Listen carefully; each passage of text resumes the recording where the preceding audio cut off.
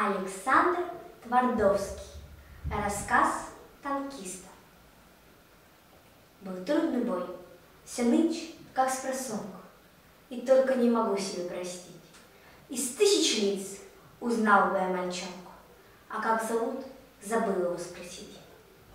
Лет 10-12, бедо, из тех, что главарями у детей, из тех, что в городишках прифронтовых встречают нас, как дорогих гостей.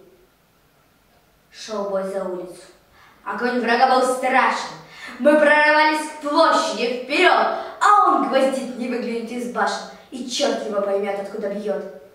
Тут угадай-ка, за каким домишком он примостился. Столько всяких дыр. И тут к машине подбежал парнишка. Товарищ командир, я знаю, где их пушка. Я разведал, я подползал, они вон там, в саду.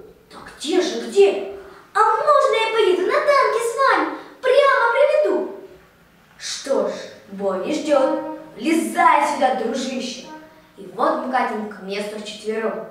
Стоит парнишка, мимо пули свищут, и только рвашом пузырем. Подъехали. Вот здесь. И с разворота входим в тыл, и полный газ даем.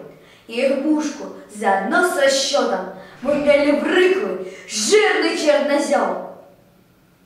Я вытер пот, душила гарь и копоть. От дома в дом шел большой пожар. И помню, я сказал: спасибо, хлопец, и руку, как товарищ, пожал. Был трудный бой, все нынче, как спросонку, и только не могу себе простить. Из тысячи лиц узнал бы я мальчонку, а как зовут, забыл его спросить.